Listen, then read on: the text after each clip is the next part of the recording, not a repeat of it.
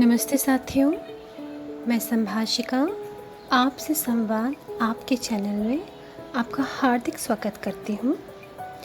आज के इस वीडियो में हम जानेंगे कि किस तरह हम अपने परिवार, अपने मित्र संबंधी, अपने समाज के जनों के बीच में सौहार्द, प्रेम और माधुर्य का संबंध स्थापित कर सकते हैं। इसके पहले वाले लेक्चर में भाग 1 में मैंने आपको अवगत कराया था फैमिली थेरेपी या यूँ कहिए परिवार चिकित्सा की मूल प्रस्तावना के बारे में और उसकी क्या प्रासंगिकता है इस बारे में। अगर आपने वो नहीं देखा है तो कृपया प्लेलिस्ट चेक कीजिए और भाग 1 को देख लीजिए। और यह वीडियो बहुत ही ज़्यादा महत्वपूर्ण होने जा रहा है। आपके सामने 10 ऐसे बहुत ही कीमती और प्रासंगिक बिंदुओं को साझा किया जाएगा जिसे अपनाने पर आप वास्तव में अपने जीवन और अपने रिश्तों में काफ़ी हद तक परिवर्तन ला सकते हैं। अतः अंत तक साथ बने रहें, बीच में साथ न छोड़ें। देखते हैं, सबसे पहला और सबसे ज़्यादा कारगर तरीका है मधुर भाषण करें। देखिए, आप स्वयं से पूछिए कि आप भले ही दूसरे से किसी भी तरह से बात करें, लेकिन कोई भी व्यक्ति आपसे किसी भी प्रकार का कटु वचन बोलता है या अपशब्द का इस्तेमाल करता है तो आपको कैसा लगता है। तो हमें समझना चाहिए कि जो चीज़, जो बात और जो व्यवहार हमें अपने लिए पसंद नहीं, वह हमें दूसरों के साथ नहीं करना चाहिए, क्योंकि हम ऐसा करते हैं तो हम अपने ही पैरों पर कुल्हाड़ी मारते हैं, अपना ही नुकसान करते हैं, अपने ही रिश्तों को बर्बाद करते हैं। कितनी ज़्यादा पुरानी और विख्यात और कितनी ही सही बात है। कागा काको धन हरे, कोयल काको देत। कागा काको धन हरे, कोयल काको देत। मीठा शब्द सुनाए के जग अपना कर लेत। हम सब जानते हैं कोयल और कौवा दोनों का ही रंग काला होता है। हाँ, आकार में थोड़ा बहुत फ़र्क होता है, लेकिन सिर्फ रंग देखकर हम इन दोनों पक्षियों की वाणी और स्वभाव का आकलन नहीं कर सकते। हमें उनके स्वभाव और वाणी का आकलन तब होता है जैसे ही वो उसे इस्तेमाल में लाना शुरू करते हैं, जैसे ही वो बोलना शुरू करते हैं। अतः हमें चाहिए कि हम हमेशा मीठा बोलें, क्योंकि मीठा बोलने से हमारा कुछ नुकसान नहीं होगा, लेकिन हमारे रिश्तों के 4 चांद लग जाएंगे। कुछ लोग ऐसे होते हैं जो ये कहते हैं कि शक्कर में कीड़े लग जाते हैं, नमक में कीड़ा नहीं लगता, सच हमेशा कड़वा होता है, ज़्यादा मिठाई बोलने वालों से दूर रहिए। ये सारी बातें आपको सिर्फ भटकाने के लिए हैं।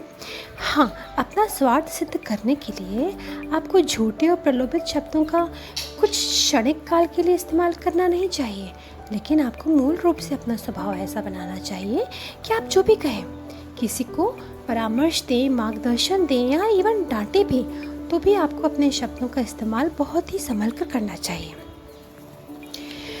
दूसरा तरीका है उन्हें महसूस होने दें कि आप उनकी कद्र करते हैं। देखिए, आज के ज़माने में किसी को भी फ़र्क नहीं पड़ता कि आप कितना कुछ जानते हैं, कितना आप समझदार हैं। उन्हें बस इस बात की जानकारी होना चाहिए कि आप उनकी कितनी कद्र करते हैं, और इस बात को उन्हें महसूस होने दीजिए। यहाँ इस बात को कहने का अर्थ ये नहीं कि आप प्रचार कीजिए, आप काफ़ी ज़्यादा प्रदर्शन कीजिए, आप हर बात को सिद्ध कीजिए कि मैंने ये किया, मैंने वो किया। नहीं, लेकिन आप ये भी तो देखिए कि आप जो भी कर रहे हैं क्या उसको वास्तव में महसूस हो भी रहा है कि नहीं। सबसे बड़ा उदाहरण है हमारे आज की पीढ़ी के बच्चे। माँ बाप उनके लिए कुछ भी क्यों ना करें, लेकिन आखिर में उनके पास में मिलती है सिर्फ और सिर्फ शिकायत, सिर्फ सवाल और सिर्फ गुस्सा। अतः महसूस कराने दिया जाए तो अच्छा है। उन्हें महसूस होने दें कि उन्हें क्या मिला है और आप उनके लिए क्या कर रहे हैं। तीसरा सबसे बड़ा तरीका है कि सभी की अद्वितीयता का सम्मान करें। हर एक व्यक्ति, हर एक आत्मा, हर एक सदस्य, हर एक हमारा मित्र, हर एक इंसान इस दुनिया में अद्वितीय है। क्या आपने आज तक ऐसा कोई भी 2 इंसान देखे जो आपस में बिल्कुल समान हो? जो साथ में जुड़वा होकर पैदा होते हैं उनके भी मनोविचारों में कुछ न कुछ हद तक उनकी आकृति और स्वरूप में भी फ़र्क होता है, और होना भी चाहिए, क्यों ना हो। अगर हम सोचें कि सब कुछ हमारे ही मन के अनुकूल एक समान हो जाए तो फिर ये दुनिया सोचिए कितनी नीरस हो जाएगी। अद्वितीयता, आपस में भिन्नता, यही तो सृष्टि की सुंदरता है। इसका सम्मान कीजिए और जो जैसा है उसे वैसा ही स्वीकार कीजिए। चौथा तरीका है कि लेना नहीं, सिर्फ देना चाहें। उम्मीद न करें कि आपको किसी से कुछ मिले, चाहे वो सम्मान ही क्यों ना हो। स्नेह, सहयोग, ये सारी चीज़ें आपको मिले तो अच्छी बात, लेकिन आपको अपेक्षा नहीं करना चाहिए, क्योंकि अपेक्षा से हमेशा हमेशा हमारी एक आस बन जाती है, और वो आस जब टूटती है तो हमें बहुत दर्द होता है, और जब हमें दर्द होता है तो हम बहुत ज़्यादा उच्चाटित हो जाते हैं। हम अपने रिश्तों की अहमियत को भुलाकर और अपनी शर्तों को अहमियत देकर हम उस रिश्तों में स्वतः ही खटास डाल देते हैं, जिसकी वजह से आपको और भी ज़्यादा फिर तकलीफ़ होती है। अतः कोशिश करें कि हमेशा दूसरों को देना चाहें, ना कि उनसे लेना चाहें। पांचवा तरीका है कि मेल मिलाप के लिए दिन निकालें। देखिए, आज वो स्थितियाँ हो गई हैं कि हम परिवार के परिजन होने के बावजूद भी आपस में मेल जोल नहीं कर पाते हैं। सुबह की प्रार्थना साथ नहीं, सुबह का भोजन साथ नहीं, शाम का भोजन साथ नहीं, घूमना फिरना साथ नहीं, सोना साथ नहीं, उठना साथ नहीं, किसी प्रकार के निर्णय लेना साथ नहीं, कुछ भी सोचना विचारना साथ नहीं। ऐसे में मतभेद होना और दूरियां होना तो स्वाभाविक है। अतः इस आपाधापी और बहुत ही व्यस्त ज़िंदगी में रोज़ नहीं तो कम से कम हफ्ते में एक दिन ऐसा निश्चित करें जब आप कहीं सैर सपाटे के लिए जा सकें। आपस में खेलें, मिलें, खेलें, खिलें और खूब मौज मस्ती करें। ओके। छठा तरीका है, एक दूसरे को थोड़ा खाली वक्त भी दें। देखिए, हमें लगता है कभी कभी कि आत्मीयता, अपनापन, रिश्ता, इस सब का मतलब है कि हम हमेशा उसके साथ रहें और वो हमेशा हमेशा हमारे साथ रहें। हम उसकी हर एक गतिविधि पर ध्यान दें, हम उसकी हर एक सोच विचार पर अंकुश करें, हम ये निर्धारित करें या विचार करें कि हम जैसा चाह रहे हैं वह बिल्कुल वैसा ही सोचें। नहीं, आप ऐसा करके बहुत बड़ी गलती कर रहे हैं। थोड़ा सा डिस्टेंस दीजिए, थोड़ी सी दूरी दीजिए, थोड़ा सा खाली वक्त दीजिए। हर इंसान को अपनी गति से, अपने तरीके से आगे बढ़ने दीजिए, अपने तरीके से उसे अपने आप को परिवर्तित करने दीजिए। कुछ वक्त दीजिए कि वो खुद के बारे में भी सोच सके, अपनी कमियों को देख सके, अपनी अच्छाइयों को देख सके और कुछ अपने भी प्रबंध कर सके, कुछ फैसले ले सके, कुछ कल्पनाएं कर सके, कुछ रचनात्मक कर सके। इसलिए थोड़ा खाली वक्त भी दें। सातवां तरीका है, परस्पर कुछ रचनात्मक प्रारूप बनाएं। एक साथ बैठकर आप निर्णय करें कि हफ्ते के 7 दिन कुछ न कुछ नया, हर दिन कुछ न कुछ नया। अगले हफ्ते आप उस सब को दोहरा सकते हैं, लेकिन हफ्ते के 7 दिन कुछ नई, कुछ बहुत ही अनोखी और रुचिकर रचनात्मक क्रिया करें। उसमें कुछ आपकी भोजन बनाने से संबंधित कुछ डिशेस हो सकती हैं, कुछ पेंटिंग हो सकती है, कुछ आर्ट हो सकता है, कुछ गायन हो सकता है, कुछ कला संबंधित कोई भी कार्य हो सकता है जो आपको पसंद हो। उसके पसंद के अनुरूप आप उसे टास्क दीजिए कि आप आज ये करेंगे और फिर हम सबके साथ साझा करेंगे, हमें आप बताएंगे। आप ऐसा कीजिए। अगर आप रोज़ ना बताएंगे तो हफ्ते में एक दिन आप जब भी मिल रहे हैं तो आप 7 दिन का पूरा आंकड़ा देख लीजिए कि आपने कब कब क्या क्या रचनात्मक किया। इससे आपके जीवन में सुंदरता आएगी, रचनात्मकता आएगी और आपको जीवन जीना अच्छा लगेगा। जीवन में रस आएगा, जीवन में ऊर्जा आएगी, सकारात्मकता आएगी और आपके रिश्ते खिल उठेंगे।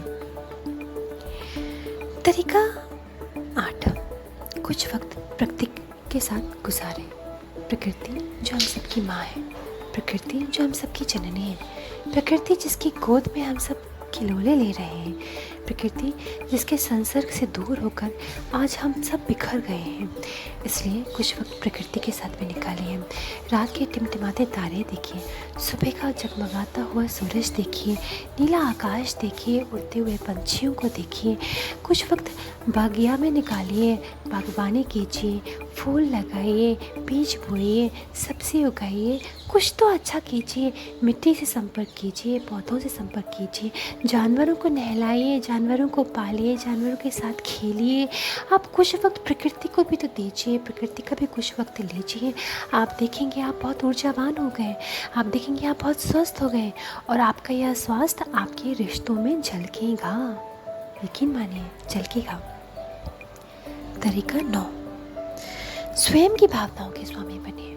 देखिए, आप स्वयं की भावनाओं को काबू कीजिए, आप खुद के स्वामी बनिए। दूसरों की भावनाओं को काबू करने के चक्कर में हम हमेशा उनके साथ अभद्र और आक्रामक व्यवहार कर बैठते हैं और हमें अपेक्षा करते हैं कि उसे नियंत्रित करना चाहिए अपने आप को, लेकिन हमारी अपेक्षाओं के अनुरूप तो वो कुछ नहीं करेगा ना।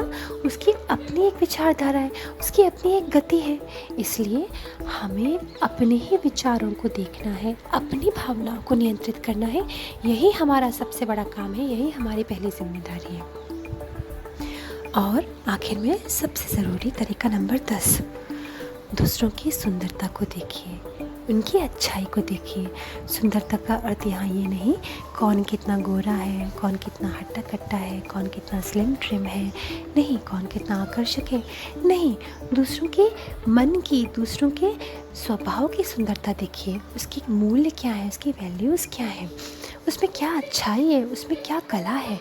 क्या ऐसी इस दुनिया में ऐसा कोई व्यक्ति नहीं, कोई भी व्यक्ति नहीं जिसके अंदर कम से कम एक अच्छाई ना हो। आप खोजिए तो। क्यों हमारा ध्यान हमेशा व्यक्ति की कमियों, उसकी कमज़ोरियों पर ही रहता है? आप उसके अच्छे पहलुओं पर भी तो अपना ध्यान केंद्रित कीजिए, उसकी अच्छाइयाँ देखिए और आप पाएंगे कि वो भी आपकी अच्छाइयाँ देखेगा और आपकी अच्छाइयाँ देखेगा, आप उसकी अच्छाइयाँ देखेंगे। रिश्ते अच्छे हो ही जाने हैं, मधुर हो ही जाने हैं। आशा करती हूँ आपको ये सारे 10 बिंदु समझ में आए होंगे और आपको भरोसा हुआ होगा कि हाँ, ये बहुत कारगर है। और अगर आपको भरोसा हुआ है तो कृपया उसे आजमा कर देखिए। आपको अच्छा लगा है तो कृपया दूसरों को भी बताइए। इस वीडियो को शेयर कीजिए अपने दोस्तों के साथ और अगर अभी तक सब्सक्राइब नहीं किया है तो सब्सक्राइब कर दीजिए।